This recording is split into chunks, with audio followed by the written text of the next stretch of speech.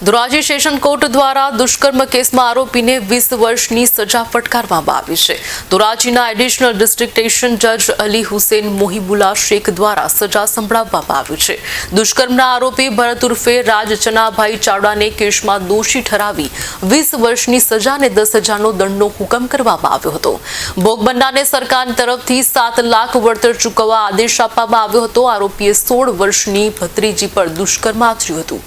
ભોગ બનનારે લાગી આવતા એસિડ પણ પીધું હતું, જે બાદ તેને સારવાર અર્થે ખસેડાઈ હતી।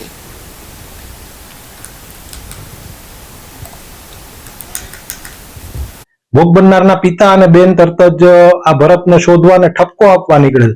પાછળથી ભોગ બનનારને લાગી આવતા તેણીએ બાથરૂમમાં જે એસિડ પડ્યું હતું એસિડ પી લીધું અને પછી આગળ જતા તેની ફરિયાદ નોંધાણી। આખો કેસ ચાલી ગયો। બચાવ પક્ષે ભોગ બનનારના માતા પિતાની જુબાની અને શાળા છોડ્યાના પ્રમાણપત્રમાં પોરબંદર જન્મ સ્થળ છે તેવી તકરાર લેવામાં આવેલી, જ્યારે ગ્રામ પંચાયત ખીરસરામાં જન્મ નોંધાયેલો હતો। આ તમામ દલીલો અને સરકાર પક્ષે પી યુવા પ્રકાશ વર્સિસ સ્ટેટ અને જર્નલસિંહ વર્સિસ સ્ટેટના ચુકાદાઓને રજૂ રાખેલા હતા, જે ગ્રાહ્ય રાખી અને ધોરાજીના મહેરબાન એડિશનલ ડિસ્ટ્રિક્ટ એન્ડ સેશન્સ જજ શ્રી અલી હુસેન મોહિબુલ્લા શેખ સાહેબે આરોપીને તકસીરવાન ઠરાવેલ, 20 વર્ષની સજા અને દંડ ફટકારેલો તથા ભોગ બનનારને 7 લાખ રૂપિયા વળતર સરકારશ્રી તરફથી ચૂકવવાનું ઠરાવેલ।